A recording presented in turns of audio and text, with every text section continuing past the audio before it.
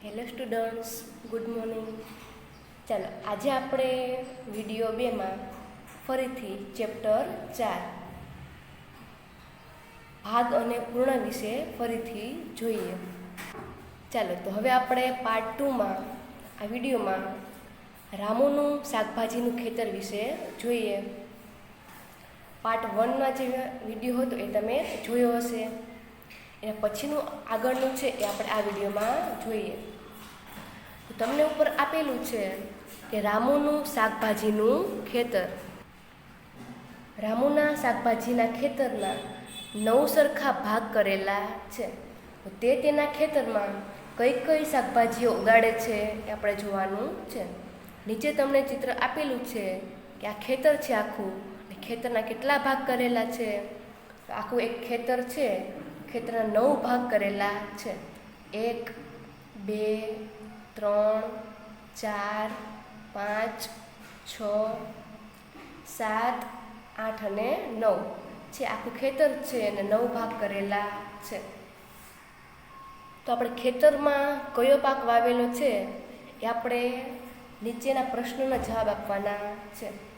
પહેલું તમને પૂછેલું છે કે ખેતરના સૌથી મોટા ભાગમાં એ કઈ શાકભાજી ઉગાડે છે અને કેટલો ભાગ? કે સૌથી વધુ ભાગમાં ત્યારે કયો પાક ઉગાડેલો છે, એટલે કઈ શાકભાજી ઉગાડેલી છે. તો તમે ચિત્ર પરથી જવાબ આપી શકો કે ખેતરમાં બટાકા, રીંગણ, ટમેટાં, મરચાં અને પાલક ઉગાડે છે. સૌથી મોટા ભાગમાં કઈ શાકભાજી ઉગાડે છે? સૌથી મોટો ભાગ કયો દેખાય છે? આપણે ચિત્ર ઉપરથી જોઈ શકાય કે સૌથી વધુ કઈ શાકભાજી ઉગાડે છે. તો આપણે જોવાનું છે કે કેટલા ભાગમાં કયું શાકભાજી સૌથી વધારે છે. તો મરચાં છે એ તો એક જ ભાગમાં છે, બટાટા છે એ 2 ભાગમાં છે, રીંગણ છે એ પણ 2 ભાગમાં છે, પાલક 1 ભાગમાં છે, ટમેટાં છે એ 3 ભાગમાં છે. તો સૌથી વધુ શાકભાજી છે એ કઈ સૌથી વધુ ઉગાડેલી છે? તો કે ટમેટાં. ટમેટાં છે એ 3 ભાગમાં છે. તો નીચે આપણે જવાબમાં લખી શકાય કે ખેતરમાં સૌથી મોટા ભાગમાં ટમેટાં ઉગાડે છે. લખી શકાય ટમેટાં. અને કેટલા ભાગ? તો કે આખું જે ખેતર છે, ખેતર તો એક જ છે એટલે કે 1/3 ભાગ.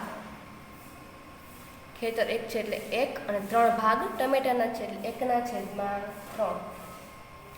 અથવા આપણે બીજી રીતે પણ લખી શકાય 3/9. તો કે એ કેવી રીતે? 3 ભાગ છે ટમેટાના એટલે કે 3, બધા થઈને 9 ભાગ પડે છે એટલે કે 3/9. એવી રીતે પણ લખી શકાય. કેટલા ભાગમાં તે બટાકા ઉગાડે છે? આપણે ચિત્ર ઉપરથી લખવાનું છે કે 9માંથી કેટલા ભાગમાં બટાકા છે? તો કે 1 અને 2. 2 ભાગમાં બટાકા છે. તો આપણે બાજુમાં જવાબ લખવાનો 2/9. 2 ભાગમાં બટાકા છે અને બધા થઈને 9 ભાગ છે એટલે 2/9. એવી રીતે ત્રીજો પ્રશ્ન કે ખેતરના કેટલા ભાગનો ઉપયોગ પાલક ઉગાડવા થયો? તો પાલક છે એ તો એક જ ભાગમાં હતી. આપણે શું લખી શકાય? 1/9. એટલે આપણે લખ્યું 1/9. અને કેટલા ભાગનો ઉપયોગ રીંગણ ઉગાડવામાં આવ્યો? કે રીંગણ છે એ કેટલા ભાગમાં હતો? આપણે ચિત્ર પરથી કહી શકાય કે રીંગણ છે એ 2 ભાગમાં દેખાય છે. એટલે હવે તમને લખતા આવડી ગયું હશે.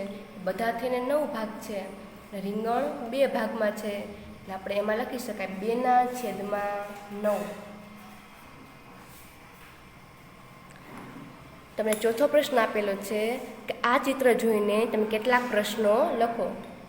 આપણે આના ઉપરથી બીજા પણ પ્રશ્નો બનાવી શકીએ છીએ. ધારો કે આપણે એમ પ્રશ્ન પણ બનાવી શકાય કે મરચાં છે એ કેટલા ભાગમાં છે? તો મરચાં 1 ભાગમાં છે, બધા થઈને 9 ભાગ છે. તો આપણે એમ લખી શકાય 1/9 ભાગમાં મરચાં છે. ચાલો તો હવે તમને આ સમજાઈ ગયું હશે. બાજુમાં તમને આપેલું છે કે રામુ આ શાકભાજી તેના મિત્રોને આપવા ઈચ્છતો હતો.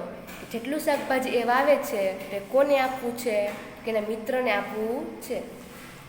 તેને 5મા ભાગના ટમેટા 1/3 ભાગના બટાકા અબૂબકરને આપ્યા. જેનો મિત્ર હતો તેને આપ્યા. તો શ્રીજાને 2/5 ભાગના ટમેટા અને 3/6 ભાગના બટાકા મળ્યા અને નેન્સીને બાકીની શાકભાજી મળી. તો અબૂબકરના ભાગ પર વાદળી રંગનું વર્તુળ દોરો અને શ્રીજાને મળેલા ભાગ પર પીળા રંગનું વર્તુળ દોરો. ચાલો હવે આપણે પહેલાં અબૂબકરનું કરીએ.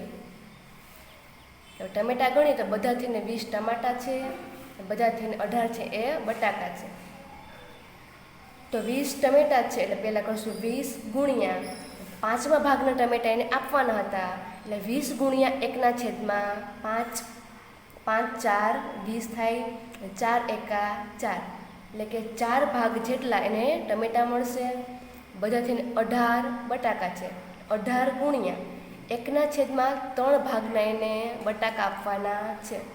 18 ગુણ્યા 1/3, 6 તેરી 18 અને 6 એકા 6 એટલે કે 6 ભાગ જેટલા એને બટાકા મળશે. પછી છે શ્રીજાનું. તો ટોટલ ટમેટા તો 20 છે એટલે 20 ગુણ્યા 2/5 ભાગ જેટલા એને ટમેટા આપવાના છે એટલે 20 ગુણ્યા 2/5, 5 4 20 એટલે છેદ ઉડે. ઉપર શું વધ્યું? 4 અને 2 એટલે 4 દુ 8 ટમેટાનું થઈ ગયું. હવે આપણે શ્રીજાનું બટાકાનું કરવાનું છે. બધા થઈને બટાકા છે 18 એટલે 18 ગુણ્યા 3/6 ભાગના બટાકા આપવાના છે. 18 ગુણ્યા 3/6, 6 તેરી 18, 3 3 9 એટલે કે 9માં એટલે 9 ભાગ જેટલા એને બટાકા આપવાના છે. ચાલો તો હવે આપણે નેન્સીનું કરવાનું છે કે નેન્સીને કેટલા બટાકા અને ટમેટા મળ્યા? તો બધા થઈને બટાકા 18 અને ટમેટા 20 છે. તો બટાકા 18 છે એટલે 18 માઇનસ ઉપર કેટલા છે માઇનસ થઈ જશે? તો ઉપર 6 મળ્યા હતા અને નીચે 9. 6 અબૂબકરના અને શ્રીજાના 9 એટલે કે 18 માઇનસ 6 પ્લસ 9. 9 ને 6 કેટલા થશે? 15 થશે. એટલે 18માંથી 15 જાય તો 3 વધશે એટલે નેન્સીને 3 બટાકા મળશે. ટમેટા હતા 20.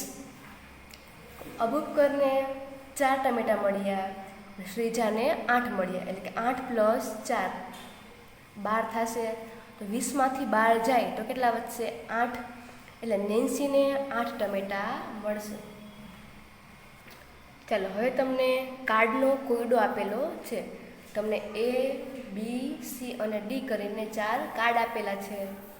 આ ચિત્રને આપણે ધ્યાનથી જુઓ. જે બાજુમાં 4 પ્રશ્નો આપેલા છે આપણે તેના જવાબ આપવાના છે. પહેલો પ્રશ્ન છે કે ચોરસ એના સફેદ ભાગને 2 સમાન ભાગમાં વહેંચો. જવાબ મેળવ્યો. શું તે સરળ હતો? પહેલાં આપણે એક ચોરસ ભાગ કરવાનો છે.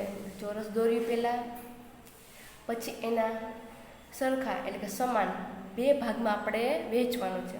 એટલે આપણે ચોરસ કર્યું અને સરખા સામે સામે સરખા 2 ભાગ કર્યા. તો આપણને એવું પૂછેલું છે કે શું તે સરળ હતો? ચોરસ છે તે સાવ સરળ જ છે એટલે લખવાનું હા અને સરળ. બીજું છે ચોરસ બીના સફેદ ભાગને 3 સમાન ભાગમાં વહેંચો. તે પણ ખૂબ સરળ છે, ખરું ને? તો આપણે ત્રીજો પ્રશ્ન પૂછો. આપણે ચોરસ દોરવાનું હતું, એને સરખા 3 ભાગ કરવાના હતા. આમાં તો આપણે કલર કરેલો છે એટલે આપણે સરખા પછી 3 ભાગ કરવાના છે. તો સરખા 3 ભાગ થઈ ગયા 1, 2 અને 3. કેમ કે આમાં તો કલર છે કરેલો છે. 3 ભાગ થઈ ગયા. તો આને આપણે બી નામ આપીશું. પહેલો તો A અને બીજો છે એ B. તો કે હા, આ પણ કેવું છે? તો કે આ પણ સરળ છે. એવી રીતે ત્રીજો પ્રશ્ન પૂછવાનો છે કે ચોરસ Cના સફેદ ભાગને આપણે ફરીથી એક ચોરસ દોરીએ, તેના સરખા 4 ભાગ કરવાના છે. શું તે થોડું મુશ્કેલ છે? તો થોડુંક અઘરું છે. આપણે સૌથી પહેલાં 1, 2, 3 અને 4 ભાગ કરીએ. પછી એક વચ્ચે ચોરસ દોરેલું છે ને આમાંથી પણ એક ચોરસ દોરેલું છે. કે આ કેવું છે? તો કે હા, આ થોડુંક કેવું છે? મુશ્કેલ છે. નીચે લખવાનું હા, અને થોડુંક મુશ્કેલ છે, એટલે કે મુશ્કેલ. એવી રીતે ચોથો પ્રશ્ન છે કે ચોરસ ડીના સફેદ ભાગને 7 સરખા ભાગમાં વહેંચો. સૌથી પહેલાં ચોરસ દોરી લેવાનું છે, સરખે સરખા 7 ભાગ કરવાના છે. આપણે આમાં 7 લીટી કરેલી છે. આના માટે વિશ્વ રેકોર્ડ 7 સેકન્ડનો છે, પરંતુ તમે થોડી મિનિટો લઈ શકો છો. તમારે ઝડપથી કરવાનું છે. જેમ બને એમ ઝડપથી તમારે આના બધાના આન્સર એટલે કે જવાબ આપવાના છે.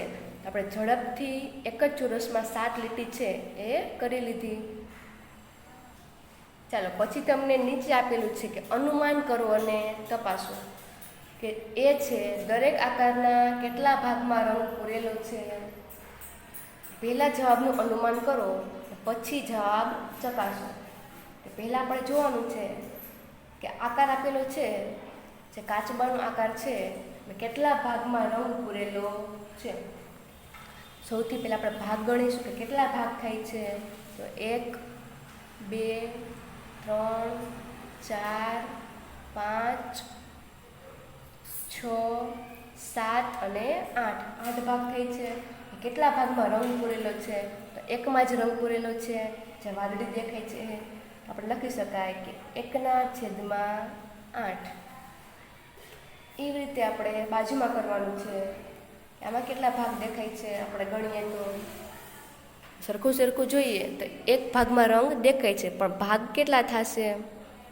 આપણે આવી રીતે સ્કેલથી સરખું કરી શકાય છે કે કેટલા ભાગ થશે. આપણે જોઈએ તો 6 ભાગ થશે. 1, 2, 3, 4, 5 અને 6. કેટલા ભાગમાં રંગ પૂરેલો છે? તો એકમાં જ રંગ પૂરેલો છે.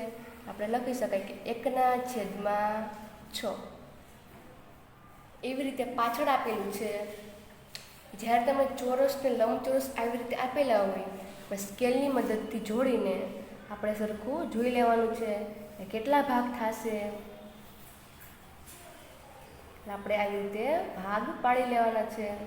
પછી જોવાનું છે તો 1, 2, 3, 4, 5, 6, 7, 8 અને 9. બધા થઈને 9 ભાગ થયા. કેટલા ભાગમાં રંગ પૂરેલો છે? તો કે 2. જેટલા ભાગમાં રંગ પૂરેલો હોય એ ઉપર લખવાનું એટલે કે 2. બધા થઈને કેટલા બોક્સ છે એ નીચે લખવાનું એટલે કે 9. એવી જ રીતે બાજુમાં પણ કરવાનું છે. સૌથી પહેલાં આવી રીતે લાઈન કરીને કેટલા ભાગ છે એ આપણે ગણી લેવાના છે.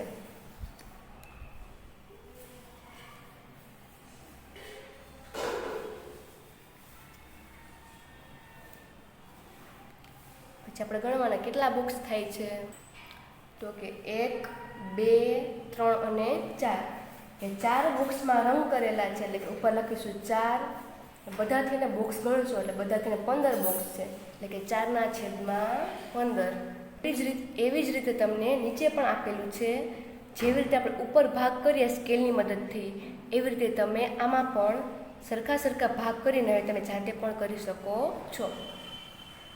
ચાલો, હવે આપણે નીચેનો રંગીન ભાગ જોઈએ.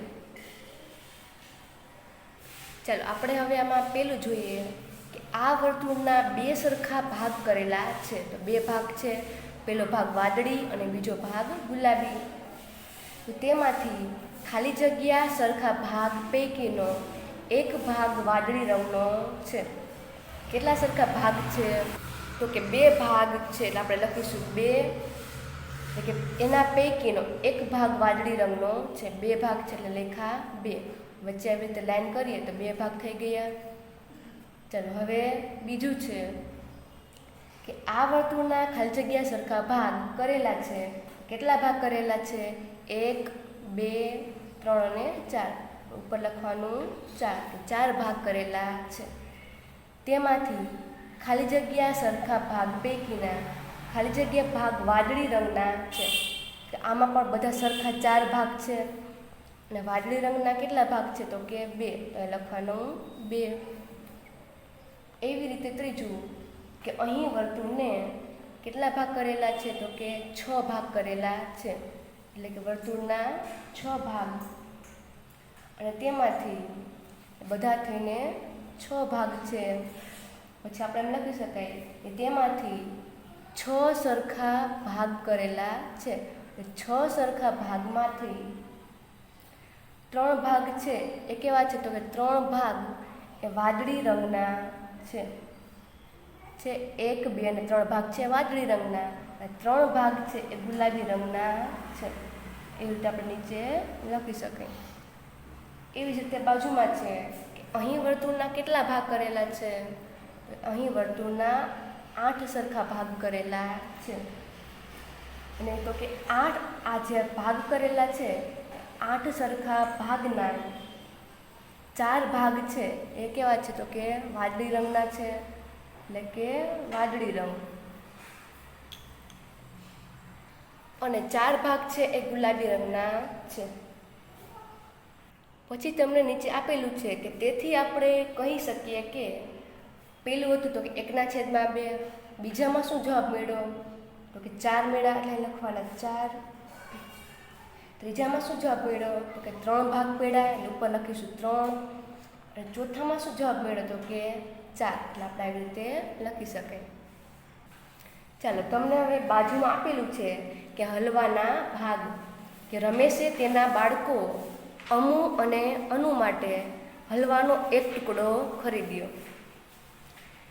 જ્યાં રમેશભાઈ છે તેણે એના 2 છોકરા હતા, અમુ અને અનુ, તેના માટે હલવાનો એક જ ટુકડો ખરીદ્યો. તો તેણે તે બંને માટે તેને 2 સરખા ભાગમાં વહેંચ્યો. તો કે હલવો છે એ તો એક જ છે અને તેના 2 બાળકોને વહેંચવાનો છે. તો દરેકને હલવાના કેટલા ટુકડા મળશે, કેમ કે હલવો તો એક જ છે અને તેના 2 બાળકોને આપવાનું છે, એટલે 2 ભાગ કરવા પડે, એટલે કે 1/2. પછી આ ટુકડો ખૂબ જ મોટો છે, અમે તેને ખાઈ શકીશું નહીં, તેઓ એવું કીધું. તેથી તેણે આ ટુકડાઓને ફરીથી 2 સરખા ભાગમાં વહેંચ્યા. કે હલવો એક જ હતો, સૌથી પહેલાં એક હલવામાંથી 2 ટુકડા કર્યા, એટલે કે 1/2. પછી એ હલવો છે એ તેને થોડોક મોટો લાગતો હતો, આમાંથી પણ એને સરખા 2 ભાગ કર્યા, તો કેટલા થઈ ગયા 4 ભાગ થયા. હલવો તો એક જ હતો, તો 2માંથી એને 4 ટુકડા કર્યા, એટલે આપણે લખવાનું 2/4. પછી છે કે હલવાનો તે કેટલામો ભાગ છે, તો કે 2/4 ભાગ છે, એટલે કે ટોટલ બધા થઈને 4 ટુકડા થયા. પપ્પા હજુ તેને નાના બનાવે, શું કહે છે કે હજી ટુકડાને નાના કરવા છે. તેઓએ કહ્યું તેથી તેણે હલવાના ફરીથી નાના ટુકડા કર્યા. 4 હતા, વળી પાછા ફરીથી એકમાંથી 2 ટુકડા કરીએ, તો 2, 3, 4, 5, 6, 7 અને 8. એકમાંથી 2 પીસ કરે તો 4માંથી બધા 2 પીસ થાય ને, તો કેટલા થશે બધા થઈને તો કે 8 ભાગ થશે, એટલે 1/8. તો હવે દરેક બાળકને કેટલા ટુકડા મળશે, દરેક ટુકડો હલવાનો કેટલામો ભાગ છે એ આપણે જોવાનું છે. એટલે કે જો રમેશે હલવાના 6 સરખા ભાગ કર્યા હોત તો દરેકને કેટલા ટુકડા મળ્યા હોત એ આપણે લખવાનું છે. સૌથી પહેલાં એક જ હલવો હતો, એમાંથી એના 2 ભાગ કર્યા, એટલે કે 2/4 ટુકડા થઈ ગયા. પછી કેટલા થઈ તો કે 3/6, પછી 4/8. એવી રીતે આપણે ભાગ કરતું જવાનું છે. પછી કેટલા આવશે તો કે 5, 5/, એટલે આપણે સાવ છેલ્લે જોઈએ 5/10 ભાગ જેટલો ભાગ એનો પડે. ચાલો, પછી તમને આપેલું છે કે ભાગથી પૂર્ણ તરફ, કે અહીં એક ફૂલની 1/5 ભાગની પાંદડીઓ દર્શાવી છે. બાકીની પાંદડીઓ દોરીને ચિત્ર પૂર્ણ કરો. તમને એક જ પાંદડી આપેલી છે, આપણે 1/5 પાંદડી છે એ દોરવાની છે. એટલે કે આપણે 5 પાંદડી પૂર્ણ કરવાની છે. કે નીચે જે લખેલું હોય આપણે એટલી કરવાની હોય. એક તો આપેલી છે, તો હવે આપણે એટલે બધી થઈને 5 કરવાની છે. એટલે આપણે કેટલી દોરવી પડશે? તો કે 4 છે એ દોરવી પડશે. થઈ ગઈ 1, 2, 3, 4 અને 5. 1/5 ભાગ છે એ થઈ ગયો. એવી જ રીતે બીજામાં કે ચિત્રમાં પંખાના 3 પાંખિયા પૈકી એક દર્શાવ્યું છે, તો બાકીના પાંખિયા છે એ પૂર્ણ કરો. કે બધા થઈને 3 પાંખિયા હોવા જોઈએ, તો એક આપેલું છે, તો હવે આપણે કેટલા દોરવા પડશે? તો આપણે 2 દોરવા પડશે. ચાલો, તો હવે આપણે 3 પાંખિયા કરવાના હતા, તો એક તો હતું જ એટલે આપણે 2 દોર્યા. એવી રીતે ત્રીજા પંખામાં પણ એ જ રીતે છે કે અહીં બીજા એક પંખાના અડધા પાંખિયા આપેલા છે. આપણે જે અડધો ભાગ છે એ પૂર્ણ કરવાનો છે. સામે સામે 2 પાંખિયા આપેલા છે, આપણે એની સામે જે 2 પાંખિયા કરીને જે ભાગ છે એ પૂર્ણ કર્યો. ચાલો, હવે આપણે રૂપિયા અને પૈસા વિશે જોઈએ. તમને 50 પૈસાનો સિક્કો આપેલો છે કે 50 પૈસાના કેટલા સિક્કા લેતા 1 રૂપિયો થશે. તમે બધે 50 પૈસાનો સિક્કો જોયો હશે, તમને અહીંયા આપેલો જ છે. 50 પૈસાનો એક સિક્કો એટલે કે 8 આના એવું તમે સાંભળ્યું હશે. એટલે કે 50 પૈસાના તમે 2 સિક્કા લ્યો ત્યારે 1 રૂપિયો બને, એટલે આપણે લખ્યું 2. 50 પૈસા 1 રૂપિયાનો અડધો ભાગ છે, તો કે 50 પૈસા 2 વાર થાય એટલે કે 2 સિક્કા હોય ત્યારે 1 રૂપિયો બને. 50 પૈસા છે 1 રૂપિયાનો અડધો ભાગ છે, એટલે કે હા. પછી છે કે 1 રૂપિયાનો સિક્કો તમને આપેલો છે કે 1 રૂપિયાના કેટલા સિક્કા લઈએ તો 10 રૂપિયા થાય. તો આપણે 10 રૂપિયા જોતા હોય, રૂપિયાનો એક સિક્કો, તો કેટલા સિક્કા જોશે? કે 10 સિક્કા જોશે, એટલે આપણે લખેલું છે 10. જો 10 સિક્કા હોય તો 10 રૂપિયા થાય. 1 રૂપિયો એ 10 રૂપિયાનો કેટલામો ભાગ છે? તો રૂપિયાનો તો એક જ સિક્કો છે, ઉપર લેખા 1 અને 10 રૂપિયાનો એટલે કે 1/10. પછી છે કે 2 રૂપિયાના કેટલા સિક્કા લઈએ તો 10 રૂપિયા થાય. તો 2 રૂપિયાના 5 સિક્કા લેવા પડે, કેમ કે 2 પંચા 10, એટલે 2 ના આપણે 5 સિક્કા લઈએ ત્યારે 10 રૂપિયા થાય. એટલે 2 રૂપિયા એ 10 રૂપિયાનો કેટલામો ભાગ છે? સિક્કો તો એક જ છે, આપણે 5 સિક્કા લેવા પડે, એટલે 5 × 10 થશે 1/5. પછી 5 રૂપિયાના કેટલા સિક્કા લઈએ તો 10 રૂપિયા થાય. 5ના 2 સિક્કા હોય એટલે 5 ને 5 10 થયા. 5ના 2 સિક્કા લઈએ તો 10 રૂપિયા થાય. 5 રૂપિયા એ 10 રૂપિયાનો કેટલામો ભાગ છે? કે બીજો ભાગ છે, 1/2. 2 સિક્કા લઈ તો જ 10 રૂપિયા થશે. ચાલો, હવે આપણે પછીના પેજ ઉપર જોઈએ કે વૃદ્ધ સ્ત્રીનું વસિયતનામું છે. નીચે લખેલું છે કે એક વૃદ્ધ સ્ત્રી હતી. કે એક સ્ત્રી હતી, કેવી હતી? તો કે વૃદ્ધ હતી, એટલે કે સાવ ઘરડા હતા. તે તેની 3 પુત્રીઓ સાથે રહેતી હતી. કે જે વૃદ્ધ સ્ત્રી હતા તેને 3 પુત્રીઓ એટલે કે 3 છોકરીઓ હતી. તે ખૂબ ધનવાન હતી અને તેની પાસે 19 ઊંટ હતા. તેની પાસે કેટલા ઊંટ હતા? તો કે 19 ઊંટ હતા. એક દિવસ તે માંદી પડી. પુત્રીઓએ ડૉક્ટરને બોલાવ્યો. એક દિવસ જે સ્ત્રી હતી એ માંદા પડ્યા, એટલે જેની છોકરીઓ હતી એને ડૉક્ટરને બોલાવ્યા. ડૉક્ટરે તેના પૂરા પ્રયત્ન કર્યા, પણ તે વૃદ્ધ સ્ત્રીને બચાવી શક્યા નહીં. ડૉક્ટરે ઘણો બધો પ્રયત્ન કર્યો, પણ જે સ્ત્રી હતી એ ડૉક્ટર બચાવી શક્યા નહીં, એટલે કે તે મૃત્યુ પામ્યા. તેના મૃત્યુ પછી તેની પુત્રીઓએ તેનું લખેલું વસિયતનામું વાંચ્યું. તો વસિયતનામું એટલે શું? કે જે સ્ત્રી હતી એ સ્ત્રી પાસે ઘણી બધી મિલકત કે એવું કંઈ પણ હોય તેને વસિયતનામું કહેવાય. એની પાસે મકાન હોય, જમીન હોય, એ બધું વસિયતનામું કહેવાય. પછી જેની પુત્રીઓ હતી એને બધાએ વસિયતનામું વાંચ્યું કે મારી સૌથી મોટી પુત્રીને મારા ઊંટનો 1/2 ભાગ મળશે. સ્ત્રીએ વસિયતનામામાં શું લખ્યું હતું? તો કે એની સૌથી મોટી પુત્રી છે એને ઊંટનો 1/2 ભાગ આપવાનો છે. બીજી પુત્રી છે એને ઊંટનો 1/4 ભાગ આપવાનો છે. ત્રીજી પુત્રી છે એને 1/5 ભાગ આપવાનો છે. એટલે કે 3 પુત્રી હતી તો 3 પુત્રીને એના વસિયતનામામાંથી જે વસિયત હતી એમાંથી 3 ભાગ છે એ કરી દીધા. પુત્રીઓ ખૂબ જ મૂંઝાઈ ગઈ, કોને કયો ભાગ મળશે અને કેટલું મળશે. કે મને કુલ 19 ઊંટનો એટલે કે 1/2 ભાગ છે એ કેવી રીતે મળશે? કે બધા થઈને ઊંટ કેટલા હતા? બધા થઈને 19 ઊંટ હતા. 19 ઊંટમાંથી તેણે 3 ભાગ પાડેલા છે.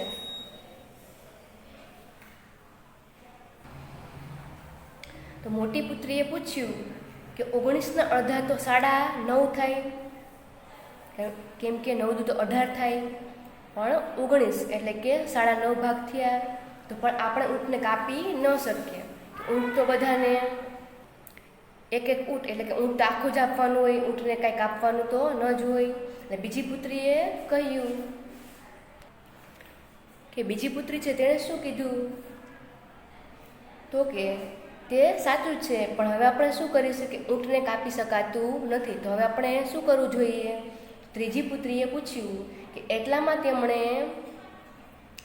તેમના કાકીને આવતા જોયા અને પુત્રીઓએ તેમને પ્રશ્ન જણાવ્યો. પછી શું થયું? તો કે તેના કાકી આવતા હતા અને તેણે પૂછ્યું કે વસિયતનામામાં આવી રીતે ઊંટના ભાગ છે એમને પાડી દીધા છે, તો મારે ઊંટનો ભાગ છે કેવી રીતે પાડવો? કે મને વસિયતનામું બતાવો, એવું એના કાકીએ કીધું. મારી પાસે એક યુક્તિ છે કે તમે મારું ઊંટ લઈ લો તો હવે તમારી પાસે કેટલા ઊંટ થઈ જશે? તો કે 20 ઊંટ થઈ જશે.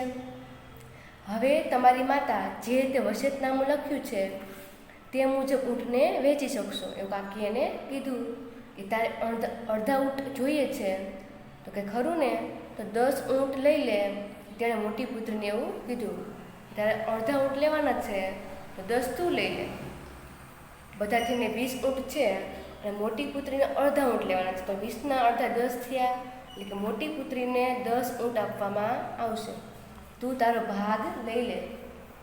કાકીએ બીજી પુત્રીને કીધું કે તેણે ચોથા ભાગના ઊંટ લીધા, તો તેને પણ કેટલા ઊંટ મળશે? એને ચોથા ભાગના ઊંટ આપવાના હતા. ચોથા ભાગના એટલે કે બધા થઈને 20 ઊંટ હતા, એટલે કે 20 ગુણ્યા ચોથા ભાગના ઊંટ એટલે કે 1/4. 4ના ઘડિયામાં ક્યાં વિસાવે? 4 પંચા 20 થશે. તો એને કેટલા ઊંટ આપ્યા હશે? તો બીજી પુત્રી છે એને બધા થઈને 5 ઊંટ આપ્યા હશે. પછી તું 1/5 ભાગના ઊંટ લઈ શકે છે. કાકી ત્રીજી પુત્રીને કહ્યું કે તેને કેટલા ઊંટ મળશે? પુત્રીઓ, તો હવે આપણે એનું કરવાનું છે કે ત્રીજી પુત્રી છે એને કેટલા મળશે? તેને આપણે એવી રીતે કરી શકાય કે 20 ગુણ્યા 1/5 એટલે કે 5 4 20 એટલે 4 થયા. ત્રીજી પુત્રી છે એને 4 ઊંટ મળશે. પુત્રીઓ બધી ખૂબ જ ખુશ થઈ ગઈ અને તેમના ઊંટની ગણતરી કરી કે જે મોટી હતી, મોટી પુત્રીને કેટલા ઊંટ મળશે? તો કે મોટીને 10 ઊંટ મળશે. જે બીજી પુત્રી છે એને 5 ઊંટ મળશે અને ત્રીજી પુત્રી છે એને 4 ઊંટ મળશે. એટલે કે 10 ને 5 15 અને 15 ને 4 19. બધા થઈને 19 ઊંટ થઈ ગયા. એટલે ઊંટની ગણતરી પણ થઈ ગઈ અને બધી પુત્રીઓને સરખા ભાગે ઊંટ પણ મળી ગયા. પછી એક વધેલો ઊંટ મારું છે, કાકી એમ કહ્યું અને તેનું ઊંટ લઈ ગઈ. ત્રણેય પુત્રીઓને ઊંટ પણ મળી ગયા અને એક ઊંટ છે એને કાકી આપ્યું હતું, એટલે એ ઊંટ છે એના કાકી જ લઈ ગયા. ચાલ, હવે નીચે અરુણનું સમયપત્રક આપેલું છે કે અરુણ રાત્રે 10 વાગ્યે સૂઈ જાય છે, સવારે કેટલા વાગે ઉઠે છે? તો કે 6 વાગે. રાત્રે 10 વાગે સૂવે છે અને સવારે 6 વાગે ઉઠે છે. તે સવારે 7 થી 8 વચ્ચે રમે છે અને ફરીથી સાંજે 4 થી 6 વચ્ચે રમે છે. તો તો બાજુમાં આપેલું છે ઊંઘવું, એટલે કે દિવસનો ત્રીજો ભાગ એ ઊંઘે છે. અલગ અલગ રંગનો ઉપયોગ કરીને આપણે ઉપર દર્શાવવાનું છે. પછી છે રમવું, તો રમવાનો ભાગ છે દિવસનો 8મો ભાગ.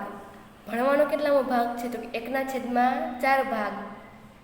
તો અરુણ છે એ ઊંઘવા માટે કેટલો કલાક લે છે, ભણવા માટે કેટલો કલાક લે છે, રમવા માટે કેટલો કલાક લે છે?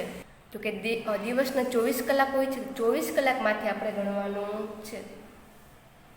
ચાલો હવે આપણે જોઈએ તો દિવસના કુલ 24 કલાક હોય છે, એટલે કે 24.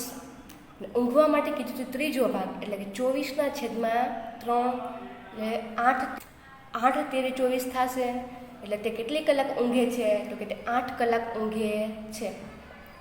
પછી છે ભણવા માટેનું, તો દિવસમાં 24 કલાક એટલે કે 24, અને ભણવા માટે 1/4 ભાગ, એટલે આપણે નીચે લખ્યું 4. 6, 4, 24 એટલે કેટલી કલાક થઈ? 6 કલાક. આખા દિવસમાં 8 કલાક ઊંઘે છે, 6 કલાક ભણે છે.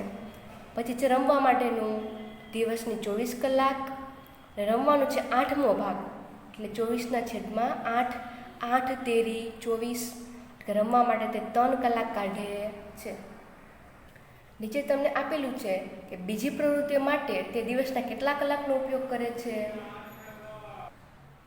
એટલે કે બધી થઈને કેટલી કલાક થશે? બધી થઈને આપણે ગણીએ તો 8, એટલે 8 + 6 + 3, આ ત્રણેયનો સરવાળો કર્યો 17 કલાક થઈ. કે તે અરુણ છે એ આખા દિવસમાં 17 કલાક કામ કરે છે, એટલે બધું તેને 17 કલાક થઈ. 24 કલાકમાંથી આપણે 17 કલાક બાદ કરીએ તો કેટલા થશે? તો કે 7 કલાક.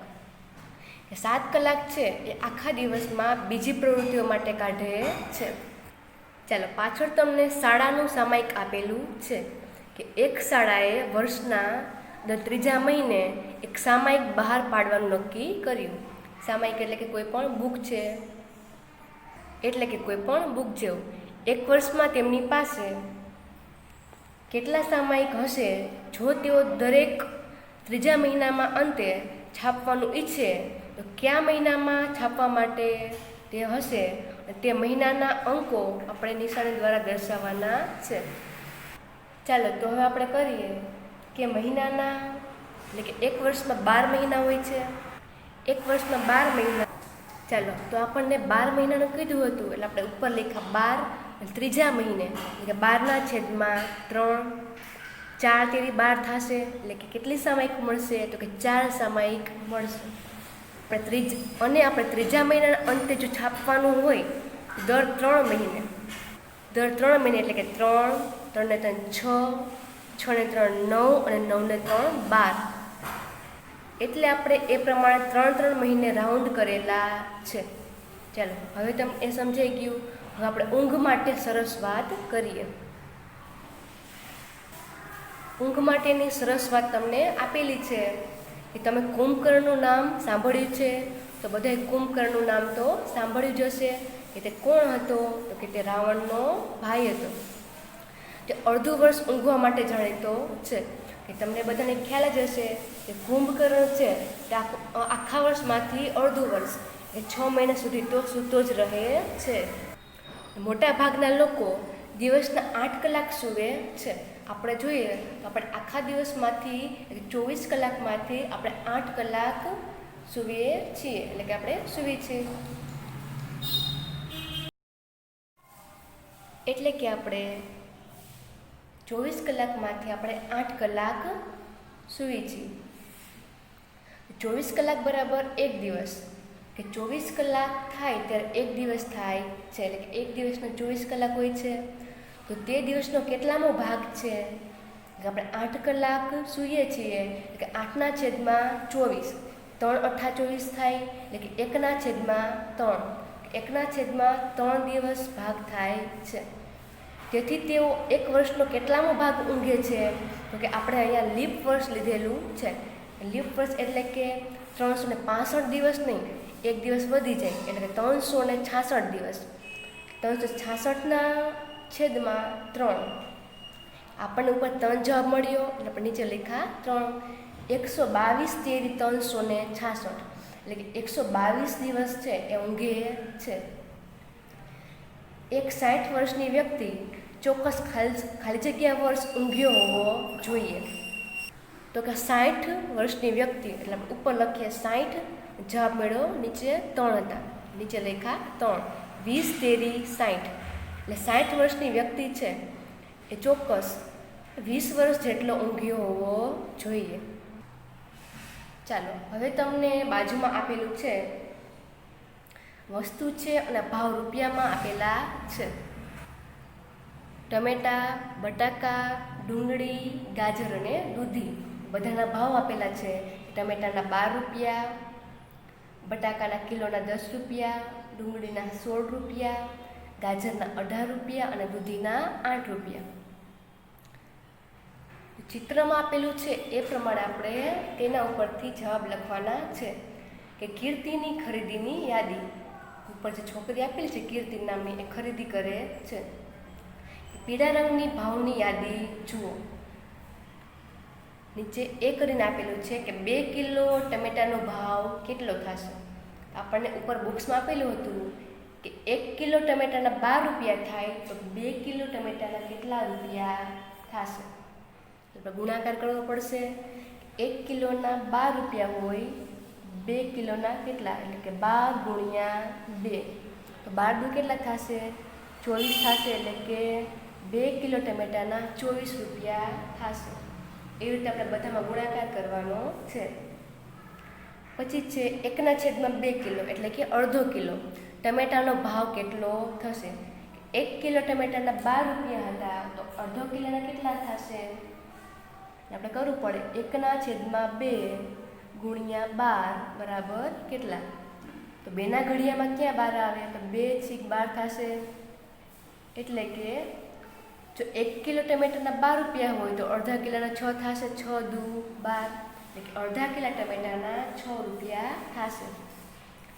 કિરણને 2.1/2, એટલે આપણે 2.5 કિલો પણ કહી શકીએ. 2.5 કિલો ટમેટા જોઈએ છે, તો તેનો ભાવ કેટલો થશે કે 1 કિલો ટમેટાના 12 રૂપિયા છે. આપણે શું કરીશું, સૌથી પહેલાં આપણે ચાલો તો હવે આપણે 2.5 કિલો ટમેટાનું કરવાનું છે. સૌથી પહેલાં જ્યારે આવી રીતે અપૂર્ણાંકમાં આપેલું હોય ત્યારે આ 2 ક્રોસનો ગુણાકાર કરવાનો છે અને આની સાથે આનો સરવાળો. 2 2 4, 4માં 1 નાખો તો 5, એટલે 5/2. ટમેટાનો ભાવ હતો 12 રૂપિયા, એટલે 5/2 ગુણ્યા 12, 2/12 થશે. એટલે આપણે કર્યું 2/12. ઉપર શું વધ્યું 5 અને 6, એટલે કે 6×5 = 30. 2.5 કિલો ટમેટાના 30 રૂપિયા થશે. પછી ડી કરીને આપેલું છે 3.1/2 કિલો બટાકાની કિંમત કેટલી થશે. સૌથી પહેલાં આપણે બટાકાનો ભાવ કેટલો છે, તો કે 10 રૂપિયા છે. આપણે શું કરવું પડશે, ચાલો તો હવે આપણે એ જોઈએ કે આપણે સૌથી પહેલાં ગાજરનું કર્યું કે 4 × 4, એટલે કે 2નો ક્રોસ ગુણાકાર, 4 × 4 અને 4માં 1 નાખશું તો 5, તો 5/4. ગાજરનો ભાવ હતો 18, પણ 4ના ઘડિયામાં કે 18 આવતા નથી. આપણે ભાવ છે ગાજરનો એ પહેલાં લખ્યો 18 + 4/4 અને 1.1/4 કીધું હતું, એટલે આપણે 50 પૈસા ગણવાના છે. 18 + 4.50 પૈસા, એટલે બેનો સરવાળો કરશો તમારે ગાજરના કેટલા રૂપિયા ચૂકવવા પડશે, તો કે 22 રૂપિયા અને 50 પૈસા ચૂકવવા પડશે. એવી જ રીતે પછી દૂધીનું છે 4.3/4 કિલો દૂધી ખરીદી, તેને કેટલા રૂપિયા આપવા પડશે. સૌથી પહેલાં ક્રોસ ગુણાકાર, આ બેનો ગુણાકાર, જે જવાબ આવે એની સાથે આનો સરવાળો. ચોકે 16, 16 ને 3 19, 19/4. દૂધીનો ભાવ હતો 8 રૂપિયા, એટલે 4 દુ 8 થશે. ઉપર કેટલા વિધા 19 અને 2, 19 દુ 38. દૂધીના તેને 38 રૂપિયા ચૂકવવા પડશે. પછી નીચે જીમ આપેલું છે, કીર્તિના હાથમાં રહેલ ખરીદીની યાદી જુઓ. તેને આ બધું ખરીદવા માટે તેને કુલ કેટલા રૂપિયા આપવા પડશે, આપણે તેનું કોષ્ટક બનાવવાનું છે. તમે જે શાકભાજી ખરીદવા માગો છો તેનું બિલ તમારે જાતે બનાવો. કોઈ પણ વસ્તુ લેવા જતા હોય આપણે બિલ તો બધાએ જોયું જશે, આપણે બિલ પણ બનાવવાનું છે. તો હવે તમે આવી રીતે બીજા કોઈ પણ શાકભાજી લઈને પણ આવી રીતે તમે દાખલો કરી શકો છો. ચાલો, તમને હવે લાસ્ટ પેજમાં મહાવરો આપેલો છે. પહેલું છે રહીમની મુસાફરી. કે રહીમે શાળાએ પહોંચવા 1.1/4 કિલોમીટર અંતર કાપવું પડે છે.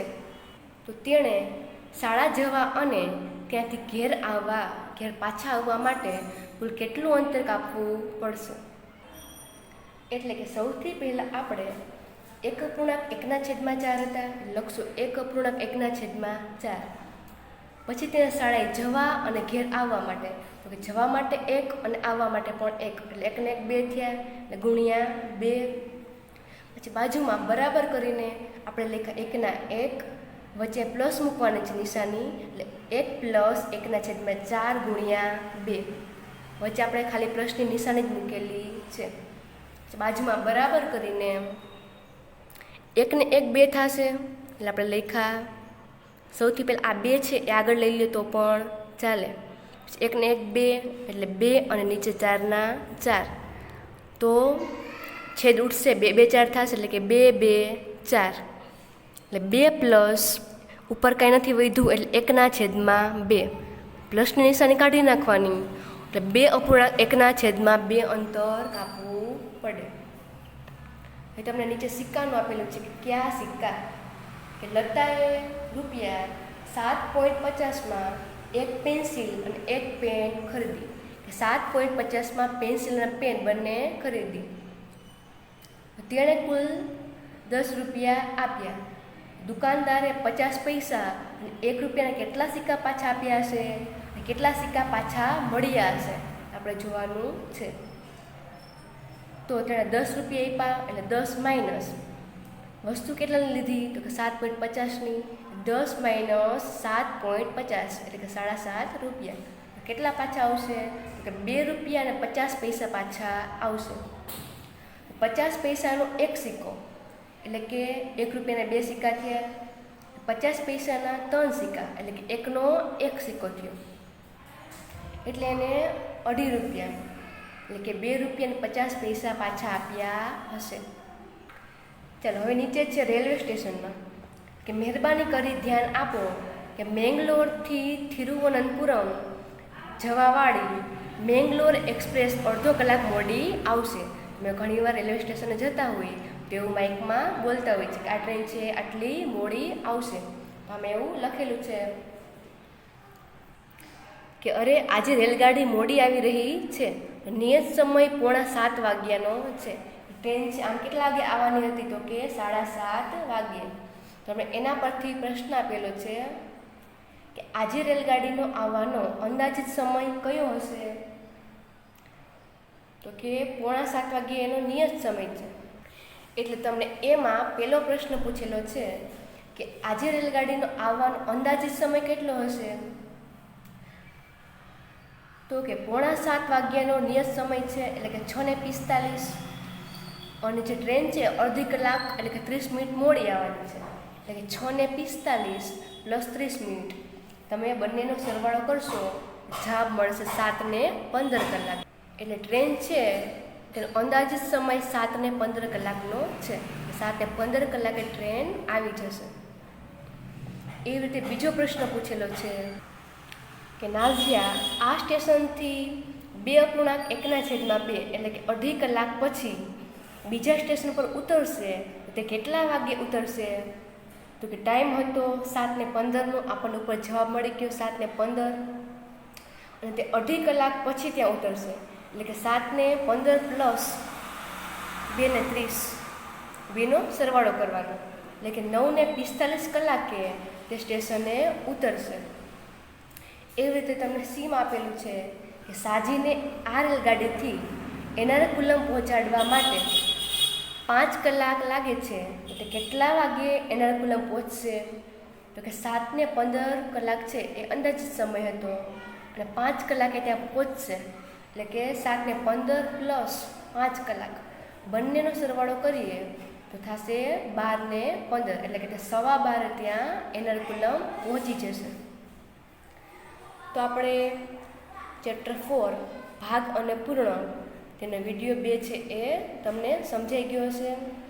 આ પાર્ટ 2 છે એના બધા જ દાખલા છે તમને હવે આવડી ગયા છે.